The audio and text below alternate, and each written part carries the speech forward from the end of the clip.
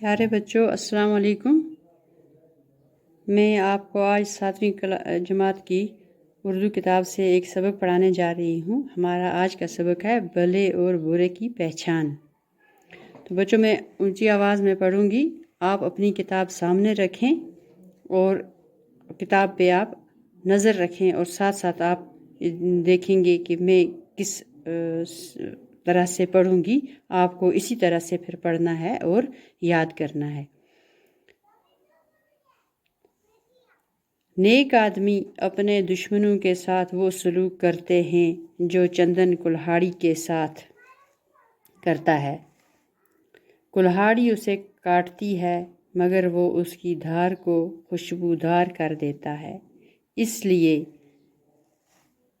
چندن کو یہ عزت حاصل ہے کہ دیوتاؤں کے سروں پر جگہ پاتا ہے، اور کلہاڑی کی یہ درگت ہوئی کہ اس کا منہ آگ میں تپا کر ہتھوڑوں سے پیٹا جاتا ہے۔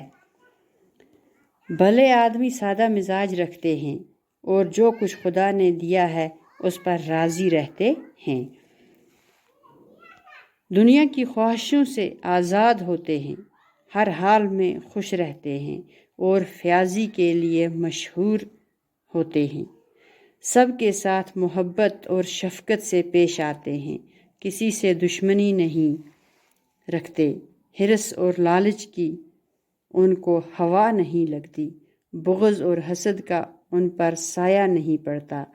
وہ غریبوں پر مہربانی کرتے ہیں، اپنی تعظیم کی پرواہ نہیں کرتے مگر اوروں کی تعظیم کرتے ہیں۔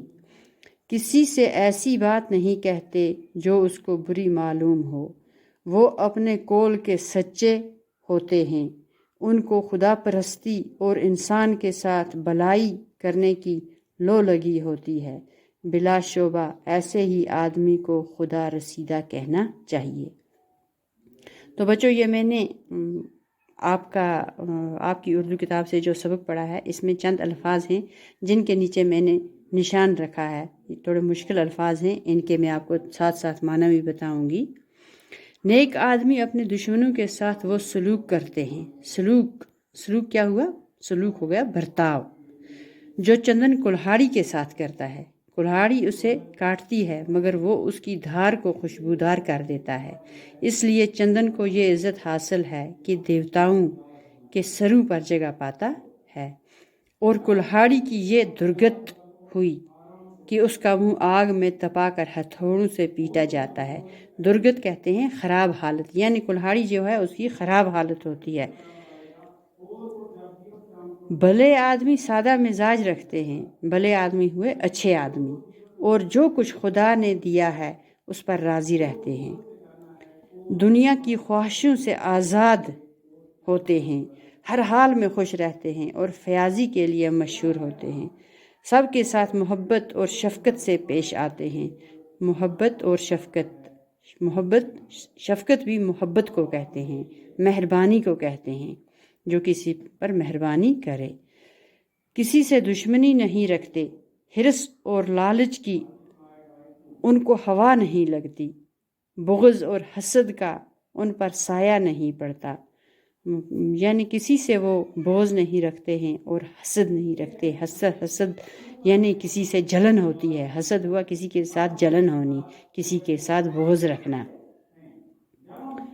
وہ غریبوں پر مہربانی کرتے ہیں، اپنی تعظیم کی پرواہ نہیں کرتے۔ تعظیم یعنی عزت، یعنی ان کو یہ نہیں ہوتا کہ ہماری کوئی عزت کرے، لیکن دوسروں کے ساتھ بہت مہربان رہتے ہیں، مگر اوروں کی تعظیم کرتے ہیں، یعنی اوروں کی عزت کرتے ہیں۔ اپنی عزت کا انہیں نہیں خیال ہے کہ کوئی ہماری عزت کرے، لیکن دوسروں کی عزت کرتے ہیں۔ کسی سے ایسی بات نہیں کہتے جو اس کو بری معلوم ہو۔ وہ اپنے قول کے سچے ہوتے ہیں، ان کو خدا پرستی اور انسان کے ساتھ بھلائی کرنے کی لو لگی ہوتی ہے۔ بلا شبہ ایسے ہی آدمی کو خدا رسیدہ کہنا چاہیے۔ خدا پرستی ہوا جو حق پرست ہو، عابد یعنی عبادت کرنے والا ہو، جو اللہ تعالیٰ کی عبادت کرے، اسے کہتے ہیں خدا پرست۔ خدا رسیدہ ہوا جو پرہیزگار ہو، نیک ہو، پرہیزگار ہو، اسے کہتے ہیں خدا رسیدہ۔ تو بچوں یہ میں نے آپ کے سامنے جو سبق پڑھا، اس سبق میں چند الفاظ تھے وہ بھی میں نے آپ کے سامنے بتائے. آپ یہ الفاظ اپنی کاپی پر لکھیں گے اور اس کے معنی بھی اپنی کاپی پر لکھیں گے، جو کہ میں نے یہاں لکھ کے بھی رکھے ہیں. یہ الفاظ اپنی کاپی پہ لکھیں گے آپ. تو اس کے بعد آپ